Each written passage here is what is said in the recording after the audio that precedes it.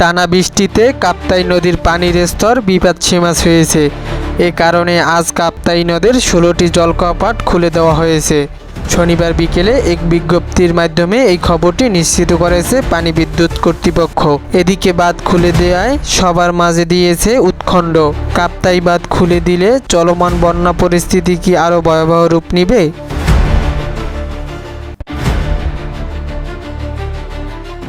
টানা বৃষ্টির সাথে সাথে ভারতের বাঁধ খুলে দেওয়ায় স্মরণকালের সবচেয়ে ভয়াবহ বন্যা দেখছে বাংলাদেশ।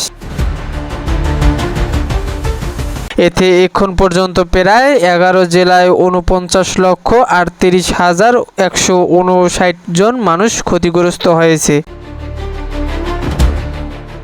এছাড়া বন্যায় এখন পর্যন্ত মারা গেছে 18 জন, এর বেশিও হতে পারে।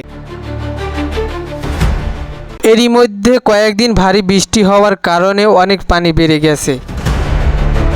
উজান থেকে নেমে আসা পানিতে রাঙামাটির কাপ্তাই নদের পানি বৃদ্ধি পেয়েছে।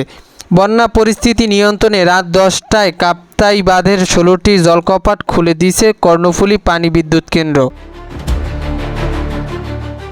এদিকে কাপ্তাই বাঁধ খুলে দেওয়ায় বিভিন্ন মাধ্যমে তারা তথ্য ছড়ানো হচ্ছে, যা নিয়ে সাধারণ মানুষ রয়েছে আতঙ্কে। সবার প্রশ্ন, বাঁধ খুলে দিলে বর্তমান বন্যা পরিস্থিতি কি আরও ভয়াবহ রূপ নেবে?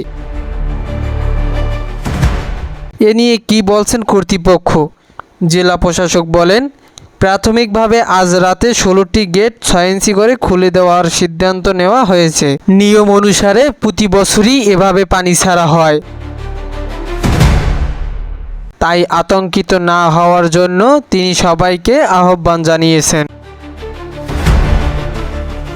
বন্যাগ্রস্ত যারা মানুষ আছে তাদের পাশে এগিয়ে আসার জন্য সবাইকে অনুরোধ রইল। আব্দুল্লাহ হাদি, ইন্টারন্যাশনাল নিউজ, বাংলাদেশ।